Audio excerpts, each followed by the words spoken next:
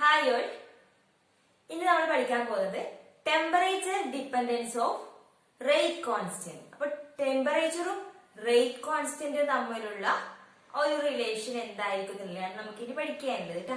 Okay, അപ്പൊ നമ്മള് കഴിഞ്ഞ ക്ലാസ് വരെ ഇപ്പൊ റേറ്റ് കോൺസ്റ്റന്റ് കെ ആണെന്ന് നമുക്കറിയാം. അപ്പൊ നമ്മള് റേറ്റ് ഇക്വേഷൻസ് ഒക്കെ പറയുമ്പോൾ ടി എന്ന് പറഞ്ഞിരുന്നു. ആ ടി എന്താണ്? അത് ടൈം ആണ് കേട്ടോ. ഇവിടെ നമ്മൾ പറയുന്നത് capital T. Okay, capital T ഇതെന്താണ്? ടെമ്പറേച്ചർ ആണ് കേട്ടോ. അപ്പൊ temperature dependence of rate constant ആണ് നമ്മൾ പറയാൻ പോകുന്നത്.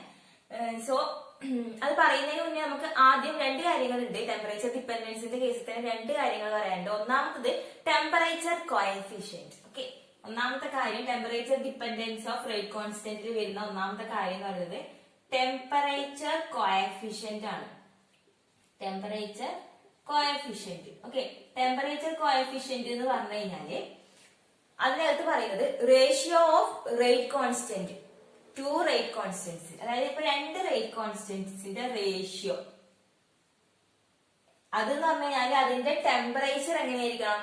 10 ഡിഗ്രി സെൽഷ്യസിന്റെ ഡിഫറൻസ് ഉണ്ടാവണം. അതായത് ഇപ്പോ ഇത് ടി ഡിഗ്രി സെൽഷ്യസ് ആണെന്ന് വിചാരിക്കുക. ഓക്കെ, അങ്ങനെയാണെങ്കിൽ ഇത് എന്തായിരിക്കും? ടി പ്ലസ് 10 ഡിഗ്രി സെൽഷ്യസ് ആയിരിക്കും അതിന്റെ ടെമ്പറേച്ചർ ഉണ്ടാവുക. ഓക്കെ, അപ്പൊ രണ്ട് റേറ്റ് കോൺസ്റ്റന്റ് അതിൽ ഒന്നിന്റെ ടെമ്പറേച്ചറും മറ്റേതിന്റെ ടെമ്പറേച്ചറും തമ്മിൽ 10 ഡിഗ്രി സെൽഷ്യസിന്റെ ഡിഫറൻസ് ഉണ്ടായിരിക്കും. അങ്ങനെയാണെങ്കിൽ അതിന്റെ ratio almost equal to 2 or 3. Okay, approximately equal to 2 to 3 അതിന്റെ ബിറ്റ്വീനിലായിട്ടുള്ള ഒരു വാല്യൂ ആയിരിക്കും ഓൾമോസ്റ്റ് കിട്ടുക. ഇതിനെയാണ് നമ്മൾ എന്ത് പറയുന്നത്? ടെമ്പറേച്ചർ കോഎഫിഷ്യന്റ് എന്ന് പറയുന്നത്. ഓക്കെ, ഞാൻ എക്സാമ്പിൾ പറയും. ഇപ്പോ K 35 degree Celsius divided by K 25 degree Celsius. ഇത് രണ്ടും തമ്മിൽ 10 ഡിഗ്രി സെൽഷ്യസിന്റെ ഡിഫറൻസ് ഉണ്ട്. അപ്പൊ ഓൾമോസ്റ്റ് ഈ റേഷ്യോ ഇപ്പൊ 2 or 3 ആ ഒരു വാല്യൂ ആയിരിക്കും അതിന്റെ റേഷ്യോ കിട്ടുക എന്നാ പറയുന്നത്.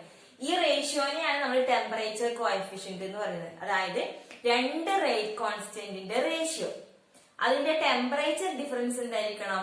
10 ഡിഗ്രി സെൽഷ്യസ് ഉണ്ടായിരിക്കണം. ഇപ്പൊ ഒന്ന് 25 ഡിഗ്രി ആണെങ്കിൽ മറ്റേത് 35 ഡിഗ്രി ഉണ്ടായിരിക്കണം. അങ്ങനെയുള്ള രണ്ട് റേറ്റ് കോൺസ്റ്റന്റിന്റെ റേഷ്യോ നമ്മൾ എടുത്തു കഴിഞ്ഞാല് അത് ഓൾമോസ്റ്റ് ഈക്വൽ ടു 2 or 3 അതിന്റെ ഇൻ ബിറ്റ്വീൻ ആയിട്ടുള്ള ഒരു വാല്യൂ ആയിരിക്കും നമുക്ക് കിട്ടുക. ഓൾമോസ്റ്റ് ഒരു കോൺസ്റ്റന്റ് വാല്യൂ ആയിരിക്കും നമുക്ക് കിട്ടുക. ഇതിനാണ് ടെമ്പറേച്ചർ കോഎഫിഷ്യന്റ് എന്ന് പറയുന്നത്. അപ്പൊ നമുക്കതൊരു റിലേഷൻ ആയിട്ട് പറയാം അല്ലെ? ടെമ്പറേച്ചർ ഡിപ്പെൻഡൻസ് ഓഫ് റേറ്റ് കോൺസ്റ്റന്റിൽ അത് പറയാൻ കഴിയും. കാരണം റേറ്റ് കോൺസ്റ്റന്റും അതിന്റെ ടെമ്പറേച്ചറും തമ്മിലുള്ള ആ ഒരു ഡിപ്പെൻഡൻസ് ആണ് നമ്മളിപ്പോ ഇവിടെ കണ്ടത്.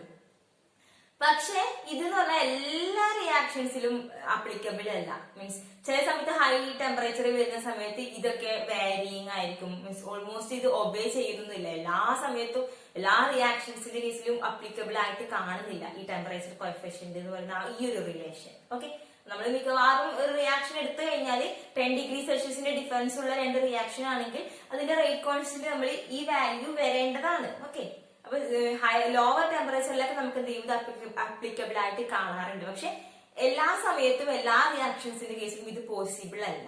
ഓക്കെ, അപ്പൊ നമുക്ക് ഇത് എന്ത് ചെയ്യാൻ പറ്റില്ല? നമുക്ക് അങ്ങനെ ആക്സെപ്റ്റ് ചെയ്യാൻ പറ്റില്ല. പൊതുവായിട്ട് നമ്മുടെ ജനറൽ ആയിട്ട് പറയുമ്പോൾ അങ്ങനെ എല്ലാ സ്ഥലത്തും എന്ത് ചെയ്യുന്നില്ല? ഇത് ആക്സെപ്റ്റ് ചെയ്യപ്പെടുന്നില്ല. എങ്കിലും നമുക്കിത് temperature dependence of rate constant ആണ് എന്നുള്ള രീതിയിൽ ടെമ്പറേച്ചർ കോഎഫിഷ്യന്റ് എന്ന് പറഞ്ഞിട്ട് നമുക്കിത് പറയാം. ഓക്കെ, അപ്പോ നെക്സ്റ്റ് നമുക്ക് ആവശ്യമായിട്ട് വരുന്നതാണ് ഇപ്പം ടെമ്പറേച്ചർ കോഎഫിഷ്യന്റ് നമുക്ക് എല്ലായിടത്തും അപ്ലിക്കബിൾ അല്ലാത്തത് കൊണ്ട് സെക്കൻഡ് നമ്മൾ പറയുന്ന കാര്യമാണ് ഇപ്പൊ ടെമ്പറേച്ചർ കോഎഫിഷ്യന്റ് അല്ലാതെ ടെമ്പറേച്ചർ ഡിപ്പെൻഡൻസ് ഓഫ് റേറ്റ് കോൺസ്റ്റന്റിൽ പറയുന്ന കാര്യം എല്ലാവർക്കും അറിയുന്ന ഒരു കാര്യമാണ്. ഇത് എന്താണ്? അറീനിയസ് ഇക്വേഷൻ എന്ന് പറയുന്നത്. Arrhenius equation. Okay, Arrhenius equation ആണ് നമ്മൾ ജനറൽ ആയിട്ട് ടെമ്പറേച്ചർ ഡിപ്പെൻഡൻസ് ഓഫ് റേറ്റ് കോൺസ്റ്റന്റിൽ പറയുന്നത്. അതായത് റേറ്റ് കോൺസ്റ്റന്റും ടെമ്പറേച്ചറും തമ്മിലുള്ള ആ റിലേഷൻ ജനറലി നമ്മൾ അറീനിയസ് ഇക്വേഷന്റെ ആ ഒരു ഫോമിലാണ് നമ്മൾ പറയാറുള്ളത് കേട്ടോ. ഇത് ഏറ്റവും ഇമ്പോർട്ടന്റ് ആണ് അറീനിയസ് ഇക്വേഷൻ എന്ന് പറയുന്നത്. ഇപ്പൊ പഠിച്ചതിന് മറക്കുകയേ ചെയ്യാൻ പാടില്ല കേട്ടോ. അപ്പൊ നമുക്കറിയാം, സാധാരണ നമ്മളിപ്പോ റിയാക്ഷന്റെ പ്രൊഫൈൽ എടുക്കുകയാണ്. ഒരു കെമിക്കൽ റിയാക്ഷൻ നടക്കുവാണ്.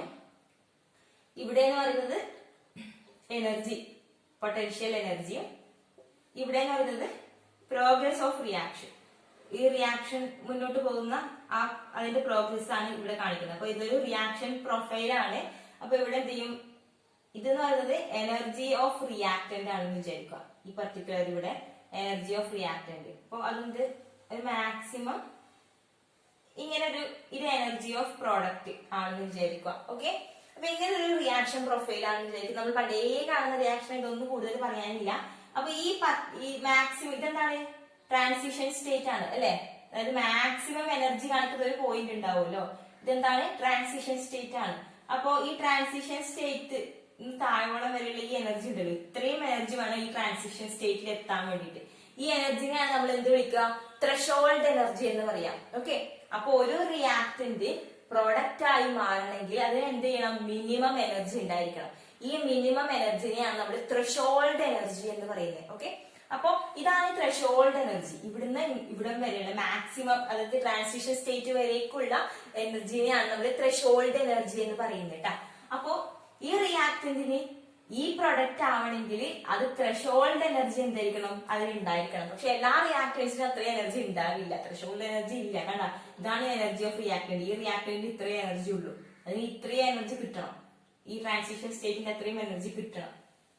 അപ്പൊ നമ്മൾ എന്ത് ചെയ്യും, ഒന്നെങ്കിൽ ലൈറ്റോ അല്ലെങ്കിൽ ടെമ്പറേച്ചർ എന്തെങ്കിലും കൊടുക്കും അല്ലെ. നമ്മൾ എക്സ്റ്റേണൽ ആയിട്ട് എനർജി കൊടുക്കും, ഒരു എക്സ്ട്രാ എനർജി കൊടുക്കും. ആ എക്സ്ട്രാ എനർജിനെയാണ് നമ്മൾ എന്ത് വിളിക്കുന്നത്, ആക്ടിവേഷൻ എനർജി എന്ന് പറയുന്നത്. ആക്ടിവേഷൻ എനർജി EA എന്ന് പറയുന്നത്. ഇത് ഓൾറെഡി നമുക്കറിയാവുന്ന ഇക്വേഷൻ ആണ്. ഈ പ്രൊഫൈലും കാര്യങ്ങളൊക്കെ നമ്മൾ പണ്ടേ പഠിക്കുന്ന കാര്യമാണ്, പ്ലസ് 2 പഠിക്കുന്ന കാര്യമാണ്. ഓക്കെ, അപ്പോ ഒരു മിനിമം എനർജി വേണം. പക്ഷെ നമ്മുടെ റിയാക്ടറിന് ഇതാ ഇത്രയും എനർജി ഉള്ളൂ. എവിടെയാണ് റിയാക്ടറിന്റെ എനർജി വരുന്നത്. ഓക്കെ, അതുകൊണ്ട് ഈ ത്രെഷോൾഡ് എനർജി എത്തണമെങ്കിൽ നമ്മൾ ലൈറ്റ് സോഴ്സോ എന്തെങ്കിലും അല്ലെങ്കിൽ കുറച്ച് ഹീറ്റോ എന്തെങ്കിലും കൊടുക്കും. ഓക്കെ, നമ്മൾ അതിനെ ആക്ടിവേറ്റ് ചെയ്യാൻ എന്തെങ്കിലും ഒരു എനർജി നമ്മൾ കൊടുക്കും, എക്സ്ട്രാ എനർജി. ആ എക്സ്ട്രാ എനർജിനെയാണ് നമ്മൾ ആക്ടിവേഷൻ എനർജി EA എന്ന് പറയുന്നത്. ഓക്കെ, അപ്പൊ ഇതാണ് ആക്ടിവേഷൻ എനർജി. അപ്പൊ ഇത് എനർജി ഓഫ് റിയാക്ടന്റ് ആണ്, ഇത് എനർജി ഓഫ് പ്രൊഡക്റ്റ് ആണ് ഇവിടെ ഉള്ളത്, ഇവിടുന്ന് ഇങ്ങോട്ട് വരുന്നത്. ഓക്കെ, ഇത് മാക്സിമം എനർജിയാണ്, ത്രെഷോൾഡ് എനർജി, അതായത് റിയാക്ഷൻ നടക്കാൻ ആവശ്യമായിട്ടുള്ള മിനിമം എനർജി. ഓക്കെ, അപ്പൊ നമ്മൾ എക്സ്ട്രാ ഒരു എനർജി കൊടുക്കുന്നുണ്ട്, അതിനെയാണ് നമ്മൾ ആക്ടിവേഷൻ എനർജി എന്ന് പറയുന്നത്. ഓക്കെ, ഇതൊരു എക്സോതെർമിക് റിയാക്ഷന്റെ പ്രൊഫൈലാണ് കേട്ടോ ഇപ്പൊ വരച്ചിരിക്കുന്നത്. ഓക്കെ, അപ്പൊ അങ്ങനെയാണെങ്കിൽ നമുക്ക് ഇതിൽ നിന്ന് എന്ത് മനസ്സിലാക്കാനുള്ള ആക്ടിവേഷൻ എനർജി എന്താണെന്ന് ഞാൻ പറഞ്ഞു തന്നിട്ടുള്ളത്, ഒരു എക്സ്ട്രാ എനർജി. ഓക്കെ, നമുക്ക് ഈ റിയാക്ടന്റിൽ നിന്ന് പ്രോഡക്റ്റിലേക്ക് എത്താം. അപ്പൊ നമുക്കൊരു മിനിമം എനർജി ആവശ്യമുണ്ട് ട്രാൻസിഷൻ സ്റ്റേറ്റിനെ മറികടക്കാൻ വേണ്ടിയിട്ട്. ഓക്കെ, അപ്പൊ ആ എനർജി, അത്രയും എനർജി നമ്മുടെ റിയാക്ടന്റിന് ഇല്ല. അപ്പൊ ഒരു എക്സ്ട്രാ എനർജി കൊടുക്കും. ആ എക്സ്ട്രാ എനർജിനെയാണ് നമ്മൾ ആക്ടിവേഷൻ എനർജി എന്ന് പറയുന്നത്. സോ അറേനിയസ് ഇക്വേഷൻ എന്താ പറഞ്ഞേ, rate constant K is equal to A e raised to minus EA by RT. ഇതാണ് അറേനിയസ് ഇക്വേഷൻ എന്ന് പറയുന്നത്. അതായത് റേറ്റ് കോൺസ്റ്റന്റ് ആണ് K എന്ന് പറയുന്നത് എന്താണ്, റേറ്റ് കോൺസ്റ്റന്റ്. EA എന്തായിരുന്നു, EA നമ്മളിപ്പോ പറഞ്ഞതാണ് ആക്ടിവേഷൻ എനർജി എന്ന് പറയുന്നത്. ആക്ടിവേഷൻ എനർജി, ഈ ആക്ടിവേഷൻ എനർജി എന്താന്ന് പറയാനാണ് ഞാനിപ്പോ ഈ റിയാക്ഷൻ പ്രൊഫൈലൊക്കെ വരച്ചത്. ഇത് ഓൾറെഡി നമുക്ക് അറിയായിരിക്കും. ഈ എക്സ്ട്രാ എനർജിനെയാണ് ആക്ടിവേഷൻ എനർജി എന്ന് പറയുന്നത്. R എന്താണെന്നൊക്കെ നമുക്ക് അറിയാം, universal gas constant. Okay, T എന്താണ്, temperature in kelvin. Okay, A എന്താണ്, A എന്ന് പറഞ്ഞാല് pre exponential factor. Pre exponential factor ആണ് A എന്ന് പറയുന്നത്. ഓക്കെ, അപ്പോ ഇവിടെ നമുക്ക് മനസ്സിലായി ടെമ്പറേച്ചർ ഡിപ്പെൻഡൻസും ഓഫ് റേറ്റ് കോൺസ്റ്റന്റ് അല്ലെ. ഇവിടെ ടെമ്പറേച്ചർ ഉണ്ട്, ഇവിടെ റേറ്റ് കോൺസ്റ്റന്റ് ഉണ്ട്. അപ്പൊ റേറ്റ് കോൺസ്റ്റന്റും ടെമ്പറേച്ചറും തമ്മിൽ ആ ഡിപ്പെൻഡൻസ് എന്താന്ന് നമുക്ക് ഈ ഒരു ഇക്വേഷൻ മനസ്സിലായി. ഇതാണ് എന്ത്, അറേനിയസ് ഇക്വേഷൻ എന്ന് പറയുന്നത്. ഓക്കെ, അപ്പൊ നമുക്ക് ഇത് ടെമ്പറേച്ചർ ഡിപ്പെൻഡൻസ് എന്താണെന്ന് പറഞ്ഞൂടെ, ഇത് ഓൾറെഡി നിങ്ങൾക്ക് അറിയായിരിക്കും. മീൻസ് ഞാൻ ഇത് മായ്ക്കുവന്ന് ഈ ടേംസ് ഒക്കെ എന്താണെന്നുള്ളത് ഓൾറെഡി ഞങ്ങൾക്ക് അറിയുന്നതായിരിക്കും അല്ലെ. ഇത് റേറ്റ് കോൺസ്റ്റന്റ് ആണ്, activation energy, gas constant, temperature, pre exponential factor. Okay, so ഇതിന്റെ കേസിൽ പറയാനുള്ളത്, ഇപ്പൊ ഞാൻ ഇതിനെ ജസ്റ്റ് ഒന്ന് മാറ്റി എഴുതുന്നു. A e raised to minus EA by RT അല്ലെ. A e raised to minus EA by RT നമുക്ക് എന്ത് ചെയ്താം, E raised to EA by RT എന്ന് എഴുതിക്കൂടെ. K A by E raised to, അതിനാണല്ലോ E raised to minus E എന്ന് പറയുന്നത്. അപ്പൊ ഇതിന് താഴേക്ക് നമ്മൾ എഴുതി. ഓക്കെ, അപ്പൊ ഇവിടെ ടെമ്പറേച്ചർ കൂടുവാന്ന് വിചാരിക്കുക. ഇവിടെ ടെമ്പറേച്ചർ നമ്മൾ കൂടുവാണെങ്കിൽ ഈ ടേം എന്ത് ചെയ്യും, ഈ ടേം മൊത്തത്തിൽ കുറയും. ഡിനോമിനേറ്റർ അങ്ങനെ തന്നെ ഡിക്രീസ് ചെയ്യും അല്ലെ. ടെമ്പറേച്ചർ കൂടുമ്പോ ഈ ടേം അങ്ങനെ തന്നെ കുറയും, ഡിനോമിനേറ്റർ കുറയും. അപ്പൊ എന്ത് ചെയ്യും, K വാല്യൂ കൂടും. ഡിനോമിനേറ്റർ കുറയുക എന്ന് പറയുമ്പോ K വാല്യൂ കൂടും അല്ലെ. അപ്പൊ ടെമ്പറേച്ചർ കൂടുമ്പോ റേറ്റ് കോൺസ്റ്റന്റും കൂടും എന്നാണ് നമുക്ക് ഇതിൽ നിന്ന് മനസ്സിലാക്കാൻ കഴിയുന്നത്. ഓക്കെ, ഈ ഒരു റിയാക്ഷനിൽ നിന്ന് നമുക്ക് ഇത് പെട്ടെന്ന് ഐഡന്റിഫൈ ചെയ്യാൻ പറ്റണം. അതായത് ടെമ്പറേച്ചർ കൂടുമ്പോ ഈ ഡിനോമിനേറ്റർ ടേം അങ്ങനെ തന്നെ എന്ത് ചെയ്യാമെന്ന് കുറയായിരുന്നു അല്ലെ. ഇവിടെ ടെമ്പറേച്ചർ കൂടുക എന്ന് പറയുമ്പോ ഈ ടേം കുറയായിരുന്നു മൊത്തത്തിൽ. ഇപ്പൊ ഈ ടേം കുറയുമ്പോ കെ വാല്യൂ കൂടും. അപ്പോ ടെമ്പറേച്ചർ കൂടുമ്പോ കെ വാല്യൂ കൂടും. ഇതാണ് ടെമ്പറേച്ചർ ഡിപ്പെൻഡൻസ് ആയിട്ട് നമുക്ക് പറയാനുള്ളത് കേട്ടോ. അതായത് ടെമ്പറേച്ചർ കൂടുമ്പോൾ റേറ്റ് കോൺസ്റ്റന്റും കൂടുന്നുണ്ട്. അതാണ് നമ്മൾ ഇതിൽ നിന്ന് മനസ്സിലാക്കുന്ന കാര്യം. ഓക്കെ, അത് ഈ ഇക്വേഷൻ കാണുമ്പോൾ തന്നെ ചിലപ്പോൾ മനസ്സിലാവും. ഇത് മനസ്സിലായില്ലെങ്കിലോ വെച്ചിട്ടാണ് ഇങ്ങനെ റീഅറേഞ്ച് ചെയ്ത് എഴുതിയത്. ഇപ്പൊ ടെമ്പറേച്ചർ ഇവിടെ കൂടുക, അപ്പൊ ഈ പവർ ടേമിൽ താഴെയാണ് ടെമ്പറേച്ചർ ഉള്ളത് കേട്ടോ. അതുകൊണ്ടാണ് ഈ ഒന്നിച്ചുള്ള ഈ ടേം ടെമ്പറേച്ചർ കൂടിയാലും ഈ ഒന്നിച്ചുള്ള ടേം ഡിക്രീസ് ആവുമെന്ന് പറഞ്ഞത്. ഓക്കെ, സോ നിങ്ങൾക്ക് മനസ്സിലാക്കേണ്ട ഒരു കാര്യം ടെമ്പറേച്ചർ കൂടുമ്പോ കെ വാല്യൂ കൂടുന്നുള്ളതാണ്. ഓക്കെ, സോ നെക്സ്റ്റ് ഈ അറീനിയസ് ഇക്വേഷന്റെ ലോഗരിതം എടുത്തു കഴിഞ്ഞാൽ രണ്ട് സൈഡ് നമ്മൾ ലോഗരിതം എടുത്തു കഴിഞ്ഞാല് ഈ ഇക്വേഷൻ എങ്ങനെ ഉണ്ടാവും എന്നുള്ളത് നാച്ചുറൽ ലോഗ് എടുക്കാം. ഓക്കെ, ഇപ്പുറത്താണ് എഴുതാൻ പോകുന്നത്. അപ്പൊ log K equal to log A minus E A by R T എന്ന് കിട്ടൂലേ. രണ്ട് സൈഡ് ലോഗ് എടുക്ക്. ഇവിടെ ലോഗ് എടുത്താൽ ലോഗ് കെ, ഇവിടെ ലോഗ് എടുത്താണ്ട് a into E raise minus E A by R T ആണ്. അപ്പൊ ലോഗ് ഓഫ് ഇങ്ങനെ നമുക്ക് എന്ത് ചെയ്താം, ലോഗ് ഇങ്ങനെ ഉണ്ടാവില്ലേ, log of A E raise minus E A by R T എന്നാണ് ഉണ്ടാവുക. അത് നമുക്ക് എന്ത് ചെയ്യാൻ പറ്റും, log A plus log E raise minus E A by R T എന്ന് എഴുതാം അല്ലെ. ലോഗ് എക്സ് ഇൻറ്റു വൈ നമ്മൾ log X plus log Y എന്ന് എഴുതും. അപ്പൊ log A log of E എന്താവും, ക്യാൻസൽ ചെയ്ത് പോകും. ബാക്കി എന്താ ഉള്ളത്, minus E A by R T അല്ലെ. ലോഗ് ഓഫ് ഇ എടുത്തു കഴിഞ്ഞാൽ എന്താണ്, ഈ പവർ മാത്രമേ വരുള്ളൂ. അപ്പൊ log A minus E A by R T എന്ന് വരും. ക്ലിയർ അല്ലേ. അപ്പൊ എങ്ങനെയാ വന്നതെന്ന് മനസ്സിലായോ. രണ്ട് സൈഡും ലോഗരിതം എടുത്തു കഴിഞ്ഞിട്ട് ആ ഒരു റീഅറേഞ്ച്മെന്റ് നടത്തി കഴിഞ്ഞാൽ നമുക്ക് ഡയറക്ട്ലി ഈ ഇക്വേഷനിൽ കിട്ടും കേട്ടാ. അപ്പൊ എങ്ങനെയാ കിട്ടുക, അപ്പൊ നമ്മുടെ അറീനിയസ് ഇക്വേഷനിൽ ലോഗരിതം എടുത്തപ്പോ ഇങ്ങനെ കിട്ടി. ഇനി നമുക്ക് ഇതിൽ നമ്മുടെ ലീനിയർ ഇക്വേഷൻ ഉണ്ടല്ലോ, y equal to M X plus C എന്ന ഫോർമാറ്റിൽ എഴുതിക്കൂടെ. അതായത് ഇപ്പൊ ലോഗ് കെ ഈ ഇക്വേഷൻ തന്നെയാണ് minus E A by R T plus log A. അതായത് ഈ ഇക്വേഷൻ തന്നെയാണ് ഇങ്ങോട്ട് എടുത്ത് എഴുതിയേ ഉള്ളൂ. അപ്പൊ y equal to M X plus C എന്ന ഫോർമാറ്റിൽ ഇപ്പൊ ഉള്ള അല്ലെ. അപ്പൊ അതിന്റെ ഗ്രാഫ് ഞാൻ വരക്കുവാണെങ്കിൽ എങ്ങനെ ഉണ്ടാവും, ഗ്രാഫ് വരക്കുവാന്ന് y ആക്സിസിൽ ലോഗ് കെ ഉണ്ട്, എക്സ് ആക്സിസിൽ എന്താ ഉള്ളത് 1/t ആണെന്ന് വിചാരിക്കുക, 1/t. ഓക്കെ, അപ്പൊ ഗ്രാഫ് എങ്ങനെ വരുക, ഇങ്ങനെ വരും. കാരണം സ്ലോപ്പ് ഈക്വൽ ടു എന്താണ്, നെഗറ്റീവ് സ്ലോപ്പ് ആണ്. Slope equal to minus E A by R ആണ് സ്ലോപ്പ് വരുന്നത്, minus E A by R. y intercept ആയിട്ട് ഏതാ വരിക, ലോഗ് എ. ലോഗ് എ ആണ് y ഇന്റർസെപ്റ്റ് അല്ലെ. സിക്ക് പകരമാണ് ഇവിടെ ലോഗ് എ ഉള്ളത്. ഓക്കെ, അപ്പൊ സ്ലോപ്പ് എങ്ങനെയാ മനസ്സിലായത്, 1/t ആണ് ഇവിടെ എടുത്തിട്ടുള്ളത് എക്സ് ആക്സിസിൽ. പിന്നെ അവിടെ ബാക്കിയുള്ള എന്താണ്, minus E A by R ആണ്. Minus E A by R ആണ് സ്ലോപ്പ് വരിക. ഓക്കെ, അപ്പൊ അത് എന്ത് ചെയ്യാം, നമുക്ക് ഗ്രാഫ് ഇങ്ങനെ വരയ്ക്കാം. ഓക്കെ, ഇത് നാച്ചുറൽ ലോഗിന്റെ case. Okay, slope minus E A by r വരും. ഇനി നമുക്ക് നാച്ചുറൽ ലോഗ് മാറ്റിയിട്ട് നമ്മുടെ 10 ബേസ് വരുന്ന ലോഗില്ലേ അതൊന്ന് ചെയ്താലോ. ഇതേപോലെ തന്നെയാണ്, മാറ്റമൊന്നുമില്ല. ഇപ്പൊ ഇതിന്റെ graph y equal to M X plus C എന്നുള്ള രീതിയിൽ വരച്ചിട്ട് നമുക്ക് നെഗറ്റീവ് സ്ലോപ്പാ കിട്ടി. ഇനി ഇതേപോലെ തന്നെയാണ് നമുക്ക് ജസ്റ്റ്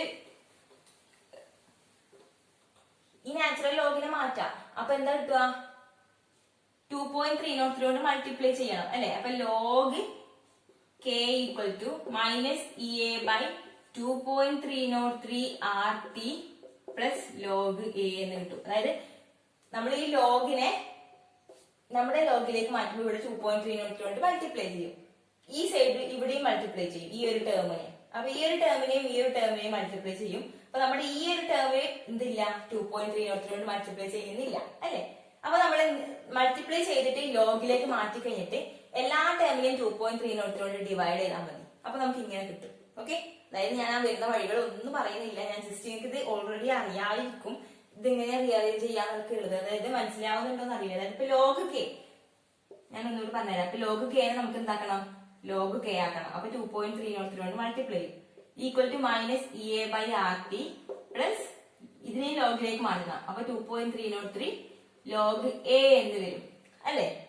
അപ്പൊ ഈ ഇവിടെ മാത്രമേ 2.303 ഇല്ലാതെയുള്ളൂ. അപ്പൊ എല്ലാ ടേമിനെയും 2.303 കൊണ്ട് ഡിവൈഡ് ചെയ്താൽ എങ്ങനെ ഉണ്ടാവും, log K equal to minus EA/2.303 plus log A എന്ന് കിട്ടും. അതാണ് ഞാനിപ്പോ ഇവിടെ എഴുതിയിട്ടുള്ളത് കേട്ടോ. അപ്പൊ ഈ വന്ന വഴികളൊന്നും വേണ്ട നമുക്ക് ഈ ലോഗ് നാച്ചുറൽ ലോഗിൽ ഇപ്പൊ നമ്മുടെ ലോഗിലേക്ക് മാറ്റിയിട്ടാണ് ഉള്ളത്. അതിനാണ് ഫൈനൽ ഇക്വേഷൻ ആയിട്ട് കൊടുത്തത്.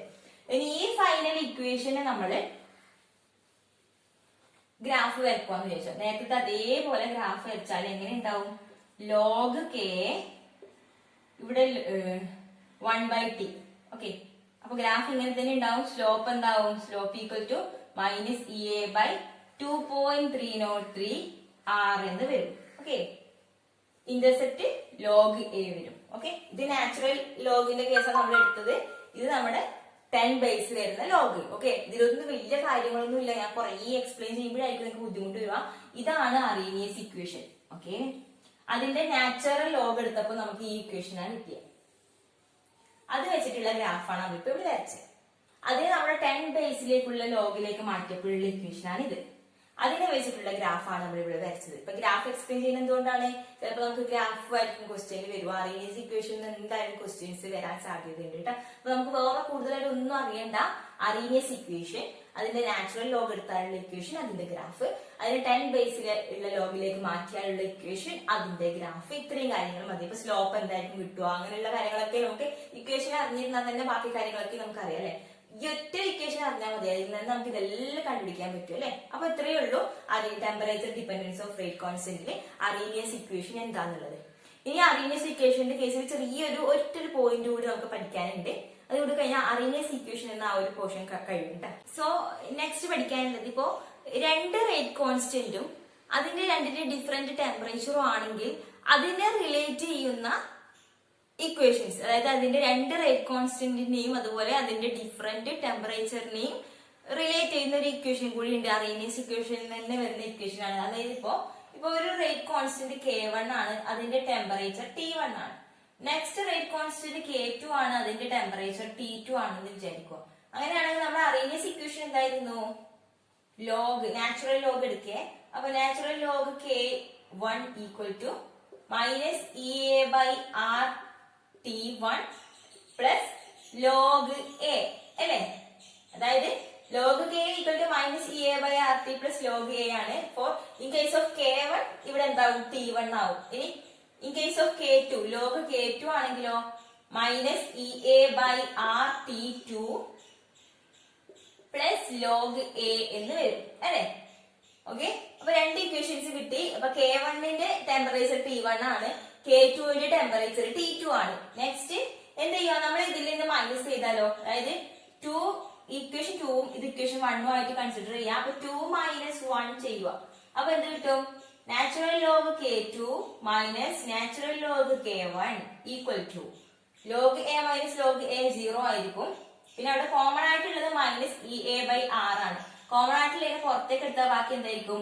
1/T2 മൈനസ് 1/T1 എന്ന് വരും. ഓക്കെ, ഒന്നുമില്ല, ഇതിലേക്ക് ഇത് മൈനസ് ചെയ്ത് നോക്കിയാൽ മതി. അപ്പൊ എനിക്ക് തന്നെ കിട്ടും. ഓക്കെ, അപ്പൊ log K2 minus log K1 നമുക്ക് എന്ത് എഴുതാം? Log K2 divided by K1 എന്ന് എഴുതാം അല്ലെ. It is equal to minus EA/R നെ നമുക്ക് എന്ത് ചെയ്യാം? EA/R into 1/T1 minus 1/T2 എന്ന് എഴുതാം അല്ലെ. ആ മൈനസിന് നമുക്ക് ഉള്ളിലേക്ക് കൊടുക്കാം. അപ്പൊ 1/T1 മൈനസ് 1/T2 എന്നാവും. ഓക്കെ, അപ്പൊ നാച്ചുറൽ ലോഗിന്റെ ടേമിലുള്ള ഇക്വേഷൻ കിട്ടി. നമുക്ക് നമ്മുടെ ലോഗിലേക്ക് മാറ്റാം. ഓക്കെ, അപ്പൊ log K2 divided by K1 equal to EA/2.303. അതായത് ഇതിനെ നമ്മൾ 2.303 കൊണ്ട് മൾട്ടിപ്ലൈ ചെയ്യണം. അങ്ങനെയാണ് നമ്മൾ ഈ ലോഗിലേക്ക് മാറ്റിയത്. ഓക്കെ, അപ്പൊ ആ 2.303 നമ്മൾ ഇപ്പത്തേക്ക് എടുക്കുകയാണ്. 2.303 R into 1/T1 minus 1/T2 എന്ന് കിട്ടും. ഇതാണ് ഇക്വേഷൻ. അപ്പൊ 2 റേറ്റ് കോൺസ്റ്റന്റ് തന്നിട്ട് 2 ടെമ്പറേച്ചർ തന്നിട്ടുള്ള ഒരു ക്വസ്റ്റ്യൻ ആണെങ്കിൽ, ഇപ്പൊ ഏതെങ്കിലും ഒരു ടെമ്പറേച്ചർ കാണാന് അല്ലെങ്കിൽ ഏതെങ്കിലും ഒരു റേറ്റ് കോൺസ്റ്റന്റ് കാണാനാണ് ചോദ്യമെങ്കിൽ നമ്മൾ എന്ത് ചെയ്യണം? ഇതാണ് എടുക്കേണ്ടത്. ഓക്കെ, 2 ഡിഫറെന്റ് റേറ്റ് കോൺസ്റ്റന്റും അതിന്റെ ഡിഫറെന്റ് ടെമ്പറേച്ചറും തന്നു കഴിഞ്ഞാല് log K2/K1 equal to EA/2.303 R into 1/T1 minus 1/T2. Okay, ഇതാണ് ഇക്വേഷൻ വരുന്നത് കേട്ടോ. നാച്ചുറൽ ലോഗിന്റെ ടേമിലാണെങ്കിൽ ഫസ്റ്റ് ഇക്വേഷൻ വരും. അത് നമ്മുടെ മറ്റേ ലോഗിലേക്ക് മാറ്റിയാണ് ചെയ്തത്. ഓക്കെ, അപ്പൊ എന്ത് ചെയ്യാ? മാറ്റുമ്പോൾ ശ്രദ്ധിക്കുക, ഇവിടെ 2.303 നമ്മൾ മൾട്ടിപ്ലൈ ചെയ്യുന്നുണ്ട്.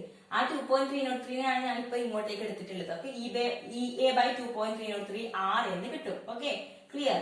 സോ ഒരു റേറ്റ് കോൺസ്റ്റന്റ് അതിന്റെ ടെമ്പറേച്ചർ T1, അടുത്ത റേറ്റ് കോൺസ്റ്റന്റ് അതിന്റെ ടെമ്പറേച്ചർ, രണ്ട് ഡിഫറെന്റ് ടെമ്പറേച്ചർ ആണ്.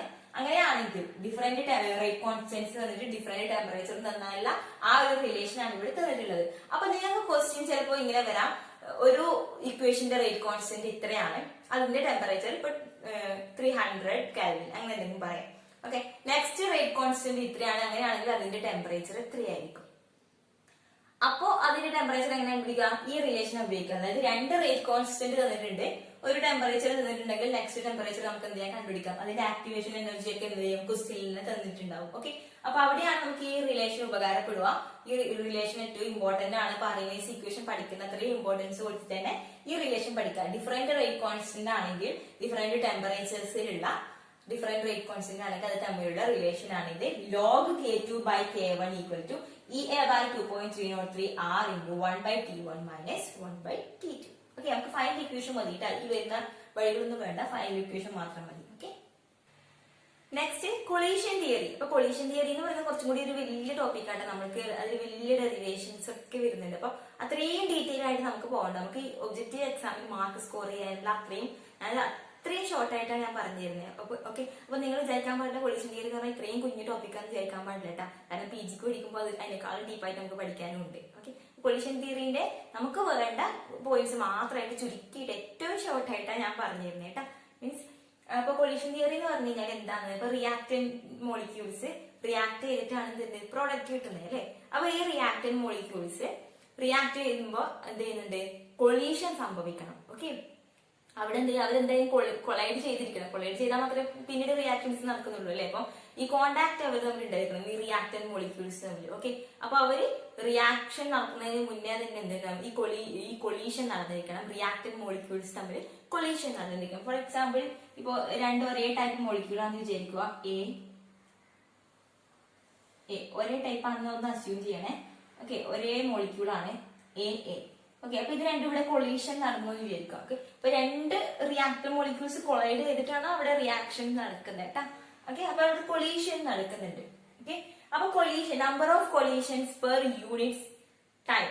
ഓക്കെ, അതിനാണ് നമ്മൾ എന്ത് പറയുന്നത്? കൊളീഷൻ ഫ്രീക്വൻസി എന്ന് പറയുന്നത്. ഓക്കെ, അപ്പൊ ഞാൻ ആ പോയിന്റ്സ് മാത്രമേ പറഞ്ഞിരുന്നുള്ളൂ, ഡീപ്പായിട്ട് പോകുന്നില്ല. മീൻസ് അത് നമുക്ക് അത്രേ വേണ്ടു കേട്ടോ. അതേ ഒന്ന് പറയുന്നത്, അതായത് ഇപ്പൊ രണ്ട് റിയാക്ടൻസ്, ഇപ്പൊ A+A രണ്ട് റിയാക്ടൻസ് റിയാക്ട് ചെയ്യുന്നുണ്ടെങ്കിൽ A+A അല്ലെങ്കിൽ A+B ഡിഫറെന്റ് മോളിക്യൂൾസ് ആവാം അല്ലെങ്കിൽ സെയിം മോളിക്യൂൾസ് ആവാം. അത് റിയാക്ഷൻ നടക്കുന്നുണ്ടെങ്കിൽ അത് എന്ത് ചെയ്യണം? കൊളീഷൻ നടക്കണം. ഓക്കെ, അതാണ് കൊളീഷൻ തിയറിയിൽ പറയുന്നത്. അപ്പൊ ഇങ്ങനെ കൊളൈഡ് ചെയ്ത് അടുത്തേക്ക് വന്നിട്ട് കൊളൈഡ് ചെയ്യണം. ഓക്കെ, അപ്പൊ number of collisions per unit time, അതായത് പെർ സെക്കൻഡ്.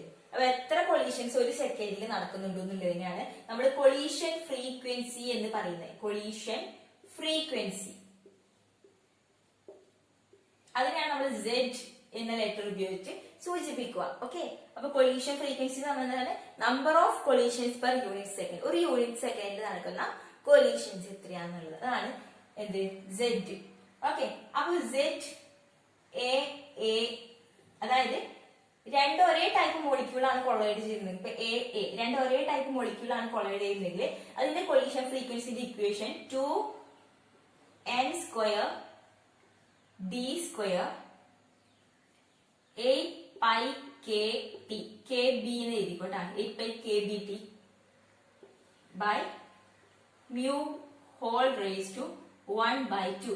ഓക്കെ, ഇതാണ് ഇക്വേഷൻ. അതായത് നമ്മൾ ഇക്വേഷനിലേക്ക് എങ്ങനെ എത്തിയെന്നോ അങ്ങനെയുള്ള കാര്യങ്ങളൊന്നും ഞാൻ ഇപ്പൊ പറയുന്നില്ല. മീൻസ് നമുക്കതൊന്നും വേണ്ട കേട്ടാ.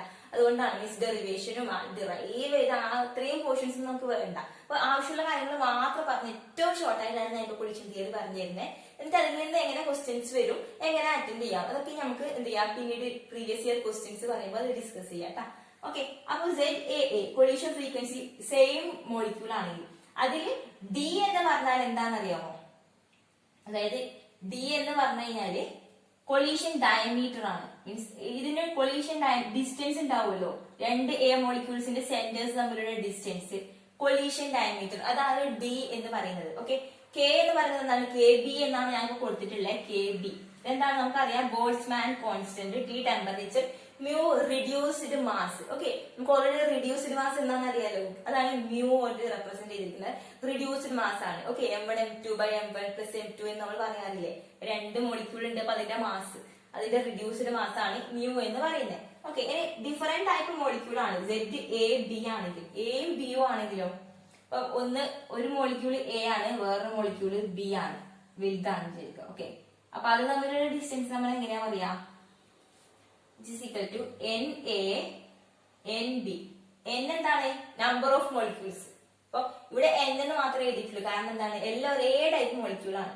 ഇവിടെ എയും ബിയും സെപ്പറേറ്റ് എഴുതണം. NA NB, number of molecules of a into number of molecules of B into D average square into 8πkBT by mu whole raised to 1/2. Okay, so ഇതാണ് Z, അതായത് collision frequency for different types of molecules ആണ് collide ചെയ്യുന്നത്. ഇപ്പൊ ഇത് എയും ഇത് ബിയും ആണെങ്കിൽ ഡി ആവറേജ് എന്ന് പറഞ്ഞാൽ എന്താണ്, D of A plus D of B divide by 2. Okay, അതായത് എയുടെ ഡിസ്റ്റൻസ് ഡിവൈഡ് ബൈ എയുടെ ഡിസ്റ്റൻസ് പ്ലസ് ബിയുടെ ഡിസ്റ്റൻസ് ഡിവൈഡ് ബൈ 2, അതിന്റെ ആവറേജ്. ഓക്കെ, അതിന്റെ ആവറേജ് എത്രയായിരിക്കും എന്നുള്ളതാണ് നമ്മൾ ഇവിടെ പറയുന്നത്, ആവറേജ് ഡിസ്റ്റൻസ് എത്രയായിരിക്കും എന്നുള്ളത്. ഓക്കെ, അപ്പൊ എയുടെ ഡിസ്റ്റൻസും ബിയുടെ ഡിസ്റ്റൻസും കണ്ടിട്ട് ഇതിനെ ബൈ 2 എടുത്താൽ നമുക്ക് ആവറേജ് എത്ര ഡി ഉണ്ട് നമുക്ക് മനസ്സിലാവും, എത്ര ഡിസ്റ്റൻസ് ഉണ്ട് എന്ന് മനസ്സിലാവും. ഓക്കെ, അതാണ് ഡി ആവറേജ് സ്ക്വയർ എന്ന് പറയുന്നത്. അപ്പൊ ഇവിടെ ഡി സ്ക്വയറിന് മാത്രം എടുക്കാൻ കാരണം രണ്ടും സെയിം മോളിക്യൂൾ ആണ്, ഇപ്പൊ ഡിസ്റ്റൻസ് ഒക്കെ സിമിലർ ആണ്, അതുകൊണ്ടാണ് കേട്ടോ. പക്ഷെ ഇവിടെ എന്ന് പറഞ്ഞാൽ ഡിഫറെന്റ് മോളിക്യൂൾസ് ആണ്, അതുകൊണ്ടാണ് ഡി ആവറേജ് എടുക്കാൻ കാരണം. അപ്പൊ DA plus DB by 2 ആണ് ഡി ആവറേജ് സ്ക്വയർ എന്ന് പറയുന്നത്. ഓക്കെ, അപ്പൊ സെയിം മോളിക്യൂൾ ആണെങ്കിൽ ഇങ്ങനെ എഴുതും, ഡിഫറെന്റ് മോളിക്യൂൾ ആണെങ്കിൽ നമ്മൾ ഇങ്ങനെ എഴുതും. ഓക്കെ, നെക്സ്റ്റ് റേറ്റ് എന്ന് പറയുന്നത് എന്താണെന്ന് അറിയാം. റേറ്റ് ഈസ് ഈക്വൽ ടു ഈ Z ഇൻറ്റു ഒരു ടേം കൂടി ഉണ്ട്, സെഡിന്റെ കൂടെ ഒരു ടേം കൂടി ഉണ്ട്. Z എന്ന് പറയുന്നത് നമുക്ക് ഒരേ ടൈപ്പ് മോളിക്യൂൾ ആണെങ്കിൽ ഈ വാല്യൂ എഴുതണം, ഡിഫറെന്റ് ടൈപ്പ് മോളിക്യൂൾ ആണെങ്കിൽ ഈ വാല്യൂ എഴുതണം. ഓക്കെ, തൽക്കാലം നമുക്ക് ഈ ഡിഫറെന്റ് ടൈപ്പ് മോളിക്യൂളിന്റെ എഴുതാം. NA NB D average square into 8πkBT by mu whole raised to 1/2 into ഇതിന്റെ കൂടെ e raised to minus EA by RT എന്ന് വരും. Okay, e raised to minus EA by RT. നമ്മുടെ Arrhenius equation എന്തായിരുന്നു, K equal to E raised to minus EA by RT എന്നല്ലേ, അതേപോലെയാണ് ഇവിടെ Z into E raised to minus EA by RT. ഇപ്പോഴത്തെ rate ആണ്, rate equal to ഇതെന്താണ്, Z value ആണ് അല്ലെ, നമ്മൾ മുന്നേ പറഞ്ഞ Z വാല്യൂ ആണ്, അതിന്റെ കൂടെ ഒരു ടേം കൂടി വന്നാൽ നമുക്ക് റേറ്റ് കാണാൻ പറ്റും. ഓക്കെ, അപ്പൊ നിങ്ങൾക്കൊരു എന്ത് കണക്ഷൻ കിട്ടുന്നുണ്ടാവില്ല, കാരണം എന്ന് വെച്ചാൽ ഇത് വലിയൊരു ഡെറിവേഷൻ ആണ് കേട്ടോ, നമുക്ക് അത്രയും വേണ്ട, പക്ഷെ ആവശ്യമുള്ള കാര്യങ്ങൾ നമുക്ക് പറയും വേണം, അതുകൊണ്ടാണ് ഇത്രയും ഷോർട്ട് ആക്കിയിട്ട് പറഞ്ഞു തരുന്നത് കേട്ടോ. ക്ലിയർ ആവുന്നുണ്ടാവും.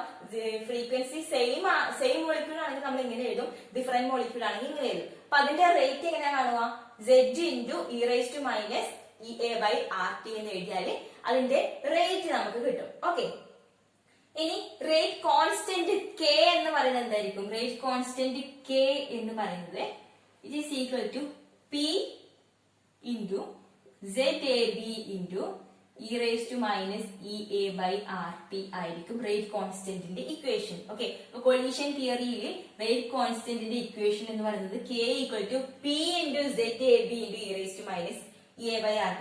ഇത് ZAB ആണ്, ഇത്രയും വരെ ടേം എന്താണ് അല്ലെ, ZAB ആണ്, ഇത്രയും വരെ ടേം ZAB ആണ്. ZAB into E raised to minus EA by RT ആണ്. അതിന്റെ കൂടെ ഒരു ടേം കൂടി വന്നിട്ടുണ്ട് P. ആ P നെ നമ്മൾ പറയുന്ന പേരാണ് സ്റ്റെറിക് ഫാക്ടർ എന്ന് പറയുന്നത്. സ്റ്റെറിക് ഫാക്ടർ ആണ് P. ഓക്കെ, അതൊരു മോഡിഫിക്കേഷൻ ആണ് കേട്ടോ. ഇവിടെ വരെ കൊളീഷൻ തിയറി ഉണ്ടായിരുന്നുള്ളൂ, പിന്നെ എന്താ കറക്റ്റ് ചെയ്തിട്ട് ഒരു P എന്നൊരു ടേം കൂടെ അതിന്റെ ഉള്ളിൽ ആഡ് ചെയ്ത് മീൻസ് മൾട്ടിപ്ലൈ ചെയ്യണം എന്ന് പറഞ്ഞു. എന്തുകൊണ്ടാണ്, കാരണം ഈ കൊളീഷൻ നടക്കുന്നതിന് ഒരു പ്രോപ്പർ ഓറിയന്റേഷൻ ഉണ്ടായിരിക്കണം. കൊളീഷൻ നടക്കുന്ന മോളിക്യൂൾസ് ഒരു പ്രോപ്പർലി ഓറിയന്റഡ് ആയിട്ടായിരിക്കണം ഉണ്ടായിരിക്കേണ്ടത്. ആ ഓറിയന്റേഷൻ റെപ്രസെന്റ് ചെയ്യാനാണ് സ്റ്റെറിക് ഫാക്ടർ ഇവിടെ വന്നത്. ഓക്കെ, ആ ഒരു ഓറിയന്റേഷൻ കറക്റ്റ് ആയിരിക്കണം, എന്നാലേ കൊളീഷൻ എഫക്റ്റീവ് ആവുള്ളൂ കേട്ടോ. ആ ഒരു ടേമിന് അതിന് വേണ്ടിയിട്ടാണ് കറക്റ്റിംഗ് ഫാക്ടർ എന്ന പോലെ സ്റ്റെറിക് ഫാക്ടർ ആഡ് ചെയ്തത്, അതായത് ഇതിന്റെ കൂടെ മൾട്ടിപ്ലൈ ചെയ്തത്. ഓക്കെ, അപ്പൊ K റേറ്റ് കോൺസ്റ്റന്റ് എന്ന് പറഞ്ഞതാണ് P into ZAB E raised to minus EA by RT.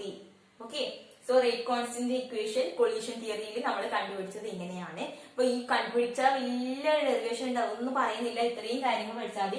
Collision frequency എന്താണ്, കൊളീഷൻ ഫ്രീക്വൻസിനോട് e raised minus E A by R t എന്നുള്ള ടേം മൾട്ടിപ്ലൈ ചെയ്താൽ റേറ്റ് കിട്ടും. റേറ്റ് കോൺസ്റ്റന്റ് എന്ന് പറഞ്ഞു കഴിഞ്ഞാൽ ZAB E raised minus E A by R T into ഒരു steric factor ചെയ്താൽ നമുക്ക് റേറ്റ് കോൺസ്റ്റന്റിനുള്ള ഇക്വേഷൻ കിട്ടും. ഫൈനൽ ഇക്വേഷൻ മാത്രം പഠിച്ചാൽ മതി കേട്ടോ.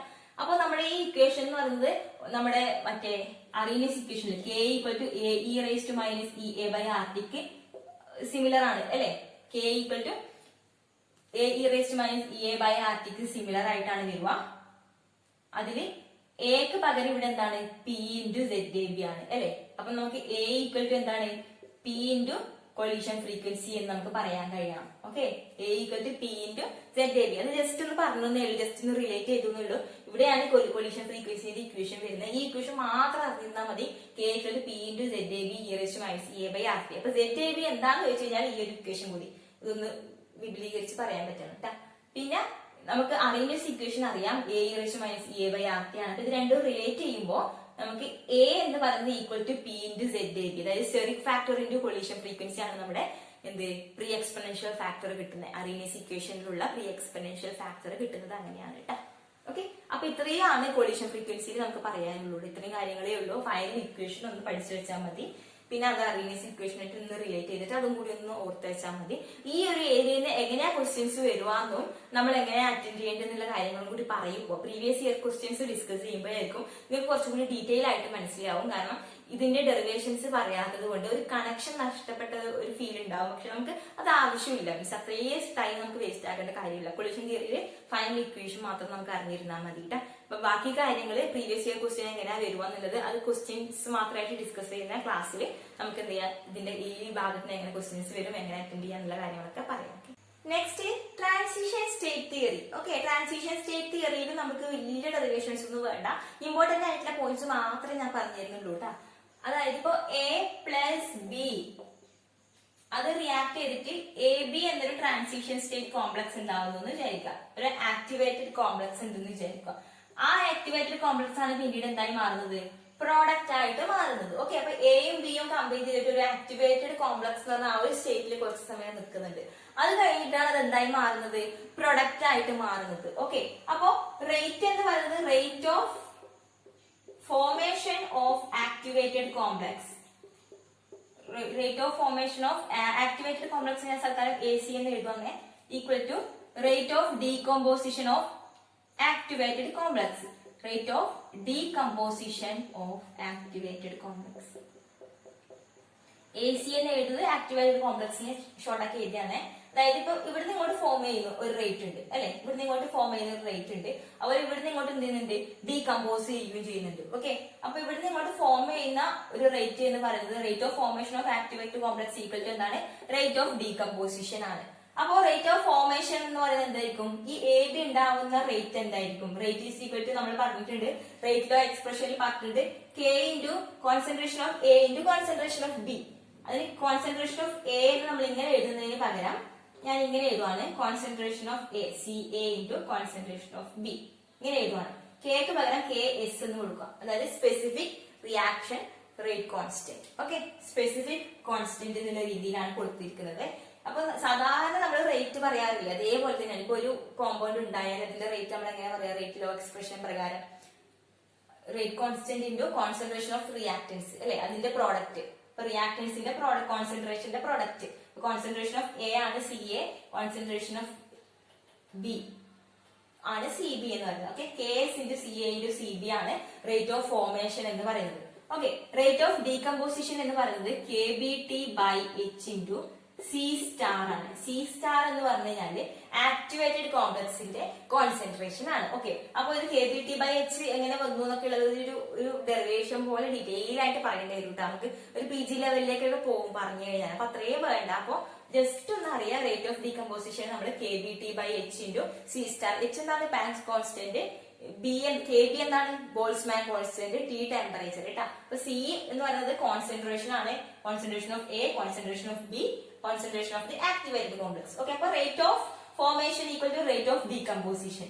അതിൽ നിന്ന് KS കണ്ടുപിടിക്കാൻ പറ്റൂലേ, KS ഈക്വൽ ടു എന്തായിരിക്കും, C star divide by CA into CB into KBT by H എന്ന് എഴുതാൻ പറ്റും. ഓക്കെ, ഓക്കെ, അപ്പൊ KS ഈക്വൽ ടു നമുക്ക് C star divide by CA into CB നമുക്ക് കെ സ്റ്റാർ എന്ന് പറയാം. കെ സ്റ്റാർ എന്ന് പറഞ്ഞാൽ ഇക്വിലിബ്രിയം കോൺസ്റ്റന്റ് ആണ്. ഓക്കെ, അതായത് ആക്ടിവേറ്റഡ് കോംപ്ലക്സിന്റെ കോൺസെൻട്രേഷൻ ഡിവൈഡഡ് ബൈ റിയാക്ടൻസിന്റെ കോൺസെൻട്രേഷൻ എന്ന് പറയുന്നത്. അതായത് c star divided by C A into c b equal to k star എന്ന് നമുക്ക് കൊടുക്കാം. അതായത് ഇക്വിലിബ്രിയം കോൺസ്റ്റന്റ് ആണ്, റേറ്റ് കോൺസ്റ്റന്റ് അല്ല.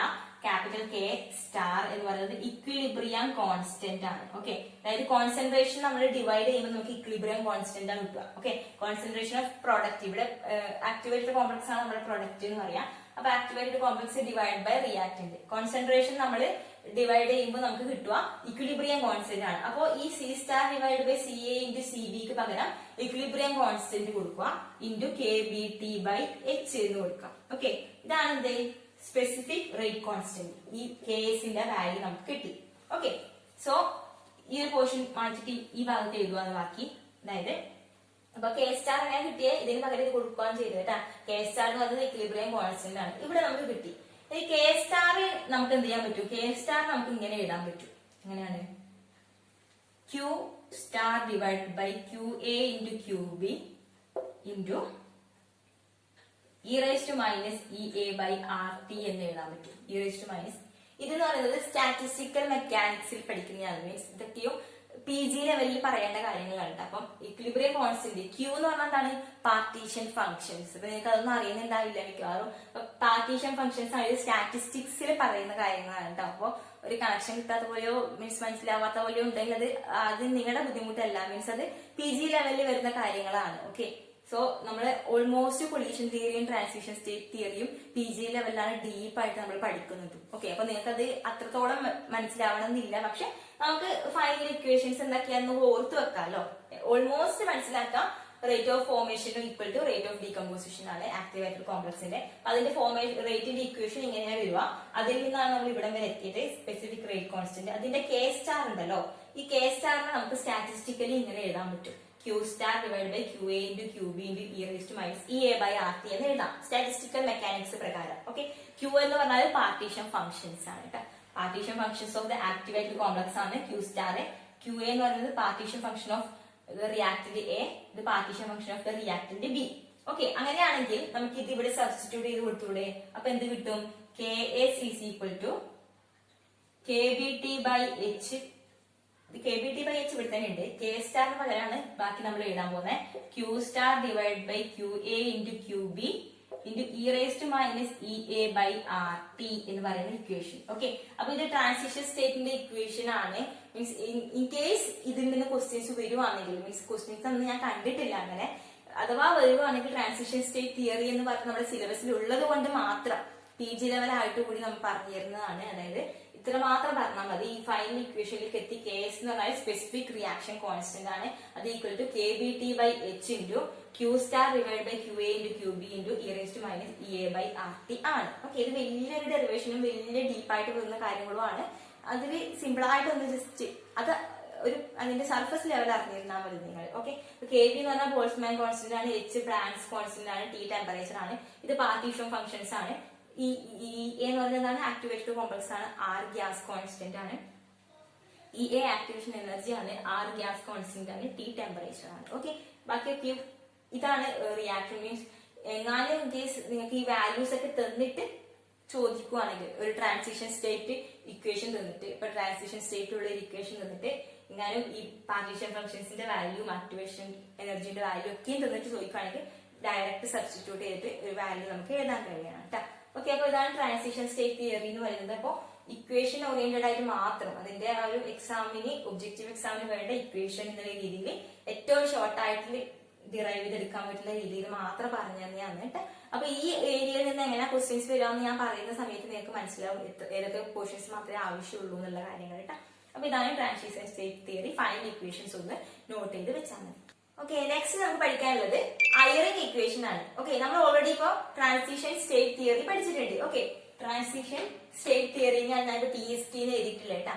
അപ്പൊ ട്രാൻസിഷൻ സ്റ്റേറ്റ് തിയറിയില് അതിനെ നമ്മൾ എന്ത് ചെയ്യാൻ പോവാണ്, in terms of thermodynamic functions, thermodynamic ഫംഗ്ഷൻസിന്റെ ടേംസിൽ എക്സ്പ്രസ് ചെയ്യുന്ന ഒരു ഇക്വേഷൻ, അതിനാണ് നമ്മൾ ഐറിംഗ് ഇക്വേഷൻ എന്ന് പറയുന്നത്. ഇക്വേഷൻ എന്താണ്, കെ എസ്, അതായത് specific rate constant equal to K B T by H into E raise to minus delta H by R T plus into E raise to delta S by R.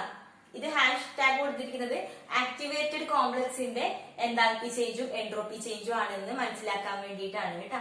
Okay, അപ്പൊ minus delta H by R T ഉണ്ട്, ഇവിടെ plus delta S by R ആണ് മാറരുത്. അതായത് ഇവിടെ minus ഉണ്ട്, ഇവിടെ plus ആണ്. അതുപോലെ ഇവിടെ ബൈ ടി ഉണ്ട്, ഇവിടെ ബൈ ടി ഇല്ല കേട്ടോ. അതാണ് ഐറിംഗ് ഇക്വേഷൻ. അതായത് തെർമോഡൈനാമിക് ഫംഗ്ഷൻസും നമ്മുടെ റേറ്റ് കോൺസ്റ്റന്റും അതായത് ട്രാൻസിഷൻ സ്റ്റേറ്റ് തിയറിയും തമ്മിലുള്ള ഒരു റിലേഷൻ, ട്രാൻസിഷൻ സ്റ്റേറ്റ് തിയറിയെ നമ്മൾ എങ്ങനെ തെർമോഡൈനാമിക് ഫംഗ്ഷൻസിന്റെ രീതിയിൽ എക്സ്പ്രസ് ചെയ്യുന്നതാണ് പറയുന്നത്. ഓക്കെ, അപ്പൊ K is equal to K B T by H into E raise to minus delta H by R T into E raise to delta S by R എന്നുള്ള equation by heart ഉണ്ടാവണം. കാരണം direct values എന്നാൽ direct questions വരാറുണ്ട്. മിക്കവാറും gate എക്സാമിനൊക്കെ എപ്പോഴും ചോദിക്കുന്ന question ആണ്. അപ്പോ നമുക്ക് എന്ത് ചെയ്യാം, ജാം എക്സാമിനും പ്രതീക്ഷിക്കാം. അപ്പൊ ഇവിടുന്ന് എങ്ങനെയാണ് ഈ ഏരിയയിൽ നിന്ന് നിങ്ങളുടെ പ്രീവിയസ് ഇയർ ക്വസ്റ്റ്യൻസ് വന്നിട്ടുണ്ടോ എന്ന് നോക്കണത്രേ. എല്ലാ പ്രീവിയസ് ഇയർ ക്വസ്റ്റ്യൻസും നോക്കിയിട്ടില്ലായിരുന്നു. അപ്പൊ നമ്മുടെ നെക്സ്റ്റ് ക്ലാസ്സിൽ നമുക്ക് എന്ത് ചെയ്യണം, പ്രീവിയസ് ഇയർ ക്വസ്റ്റ്യൻസ് ഏതൊക്കെ ഏരിയയിൽ നിന്ന് വന്നു അതൊക്കെ ഞാൻ ഡിസ്കസ് ചെയ്യുന്നതായിരിക്കും. ഒരു ക്ലാസ് മൊത്തമായിട്ട് പ്രീവിയസ് ഇയർ ക്വസ്റ്റ്യൻസ് ഡിസ്കസ് ചെയ്യും. സോ നമുക്ക് ഈ കെമിക്കൽ കൈനറ്റിക്സിൽ കുറച്ച് കാര്യങ്ങൾ ബാക്കിയുണ്ട്. ഇപ്പൊ എൻസൈം കാറ്റാലിസിസ് ബാക്കിയുണ്ട്. ഓക്കെ, അപ്പൊ എൻസൈം കാറ്റാലിസിസ് എന്ന് പറഞ്ഞാൽ നമുക്ക് സെപ്പറേറ്റ് ടോപ്പിക് ആയിട്ട് ആ ഒരു ഏരിയയിൽ നിന്ന് വന്ന പ്രീവിയസ് ഇയർ ക്വസ്റ്റ്യൻസ് വേറെ തന്നെ ആയിട്ട് ഡിസ്കസ് ചെയ്യാം. അപ്പൊ കെമിക്കൽ കൈനറ്റിക്സിന്റെ കൂടെ ഞാനത് പറയുന്നില്ല.